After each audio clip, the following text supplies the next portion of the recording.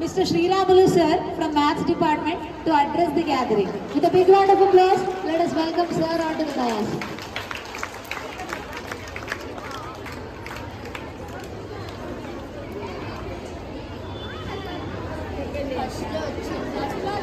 Put your hands together to welcome Sriramulu sir onto the dais.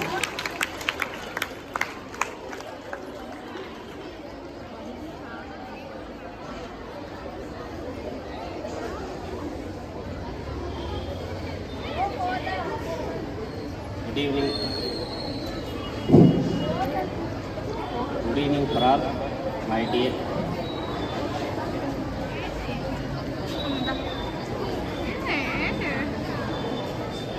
Hello.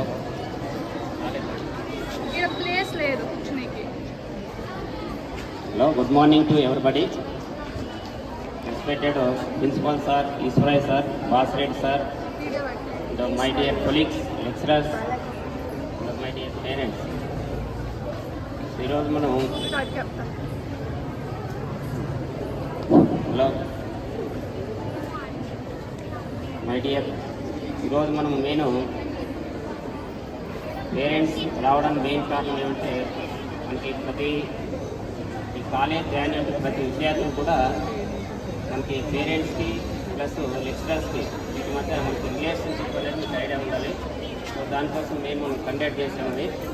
ఇక్కడ మనం parents కొన్ని విషయాల్లో మనకి ఇంటి దగ్గర మనకి ఉన్నటువంటి విషయాలు ప్లస్ మన కాలేజ్ దగ్గర విషయాలు వీటి మధ్య కొన్ని మనకు కోయిన్సైడ్ అయితే తప్ప మన విద్యార్థులకి మనకు అనుకున్న గేమ్స్ రీచ్ కాలేమని.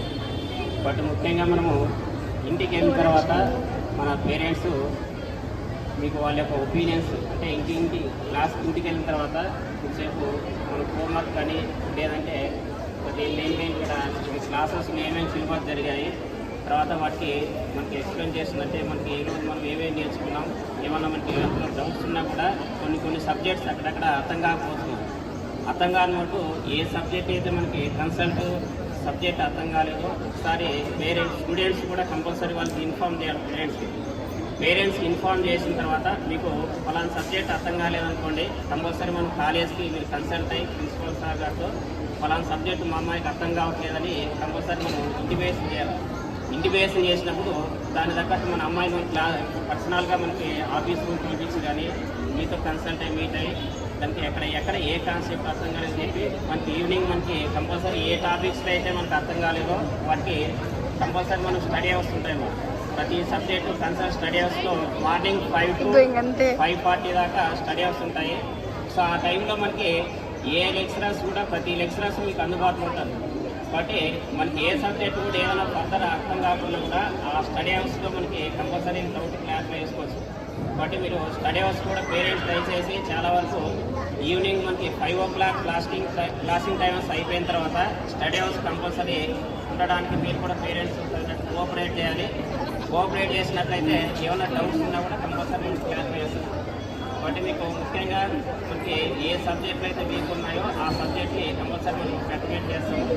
ప్లస్ ముఖ్యంగా మనకి పేరెంట్స్ అను ఇక్కడ మనకి కాలేజ్ తరఫున మనకి వాసవి కాలేజ్ జాయిన్ చేసినందుకు కూడా మీకు ధన్యవాదాలు చెప్తున్నాం పేరెంట్స్కి. మనకి మమ్మల్ని నమ్మి మీరు చేయించడానికి మీ నమ్మకాన్ని మేము ఖచ్చితంగా కృషి చేస్తాం.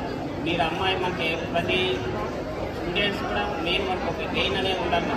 స్టార్టింగ్లో మనకి ఫ్యూచర్లో మనం ఏమైతే మనం సాధించాలనుకుంటామో వాటికి సంబంధించిన మనకి హోప్స్ అనేది ఉన్నట్లయితే దాని తగ్గట్టు మనం ఫస్ట్ నుండి ఒక ప్రీ ప్లాన్ చేసుకోవాలి.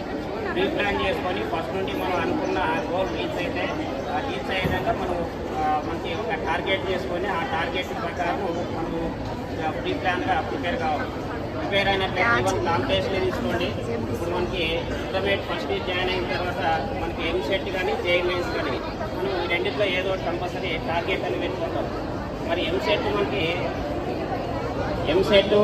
జేఈఈ మెయిన్స్ ఈ రెండింటిలో మనకి కంపల్సరీ మనకి అనుకున్న టార్గెట్ సాధించాలంటే ఫస్ట్ నుండి కూడా దాని తగ్గట్టుగా ఫుల్ హార్డ్ వర్క్ చేయాలి. మనం హార్డ్ వర్క్ అంటే మనకి ఈవెన్ మీకు మార్నింగ్ 7 కొద్ది రోజుల నుండి ఇంకా